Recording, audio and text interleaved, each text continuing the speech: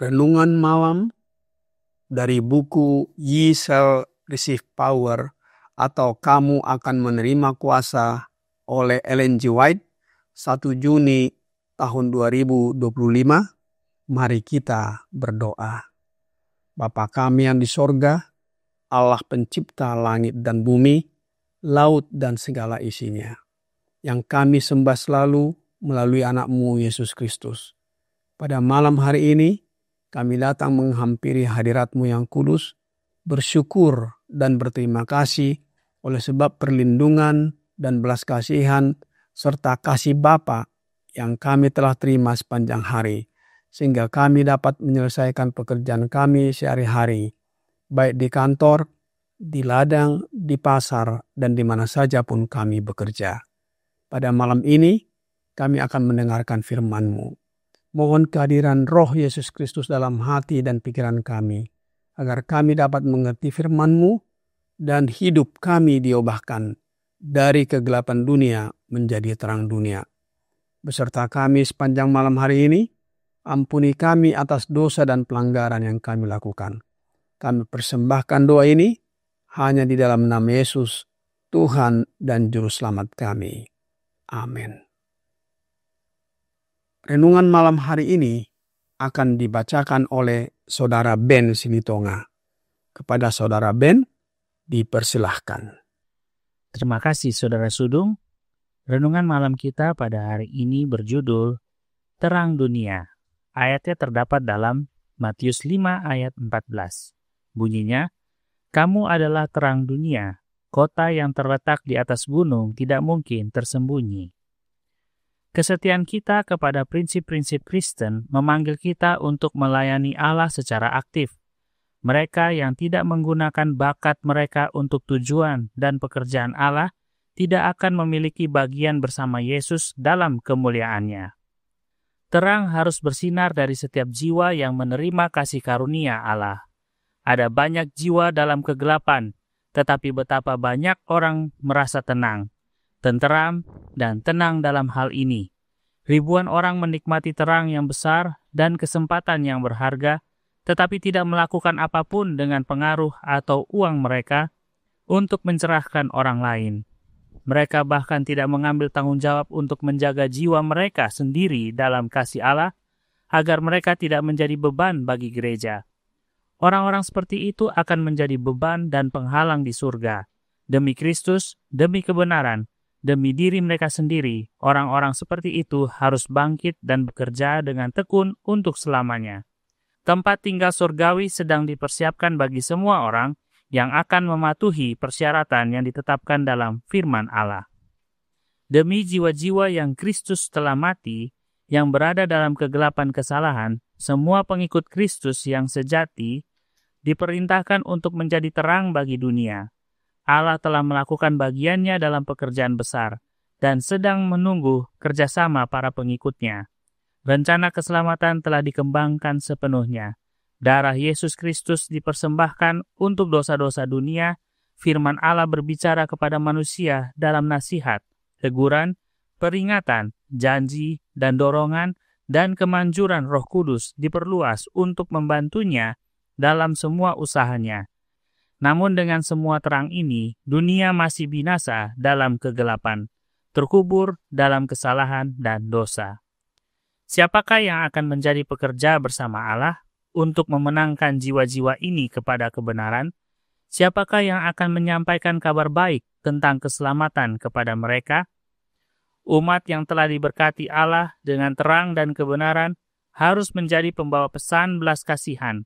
Sarana mereka harus mengalir ke dalam saluran ilahi. Upaya sungguh-sungguh mereka harus dikerahkan. Mereka harus menjadi pekerja bersama Allah, yang menyangkal diri, mengorbankan diri seperti Yesus, yang demi kita menjadi miskin, agar kita melalui kemiskinannya dapat menjadi kaya. The Review and Herald, 1 Maret tahun 1887.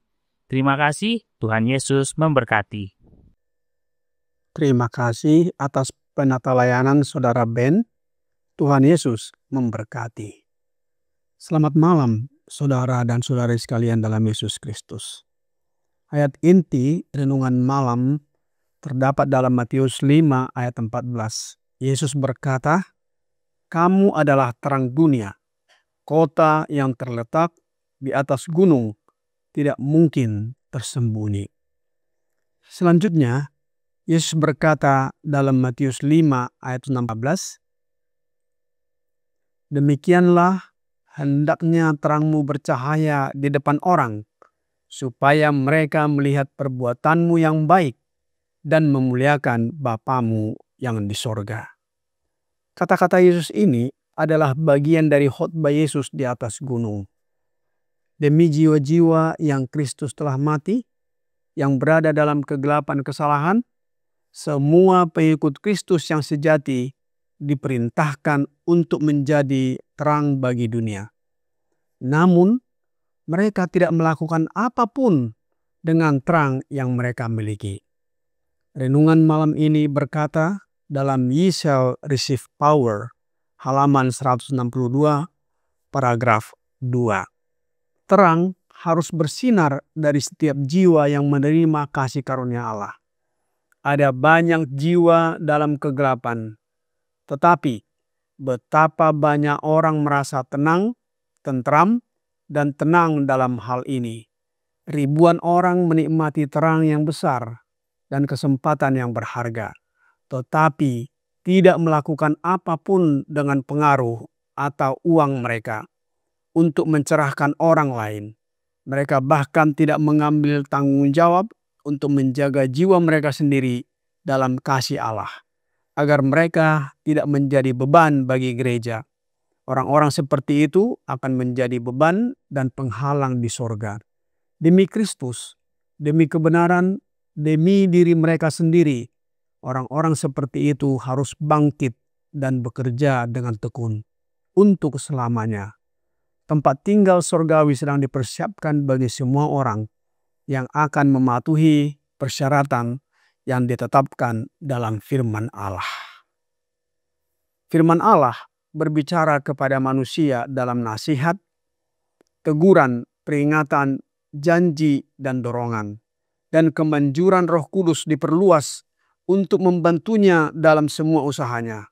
Namun semua terang ini, dunia masih binasa dalam kegelapan, terkubur dalam kesalahan dan dosa.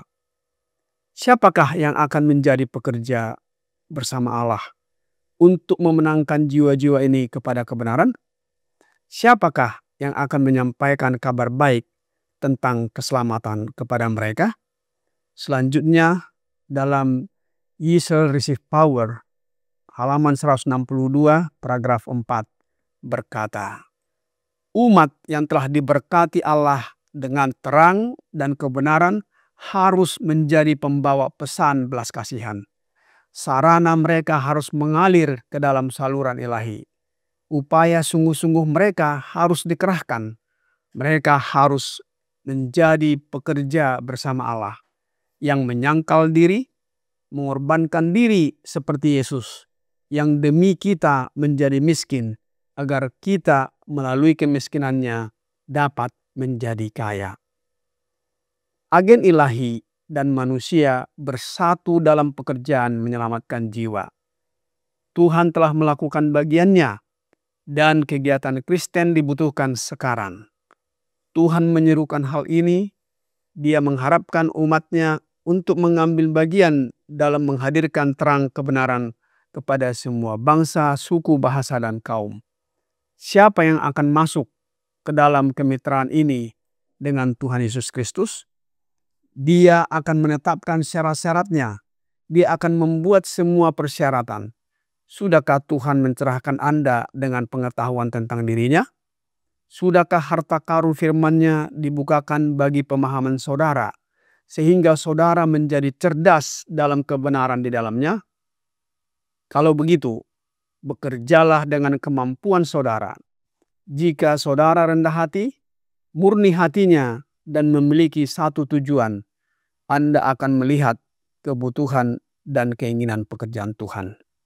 Yesus berkata dalam Yohanes 12 ayat 46, Aku telah datang ke dalam dunia sebagai terang, supaya setiap orang yang percaya kepada Aku jangan tinggal di dalam kegelapan. Yesus adalah terang dan sebagai patron atau pola bagi kita pengikutnya. Yesus tinggal di dalam kita melalui Roh-Nya, sehingga kita tidak tinggal di dalam kegelapan. Tuhan Yesus memberkati kita sepanjang malam ini. Mari kita berdoa.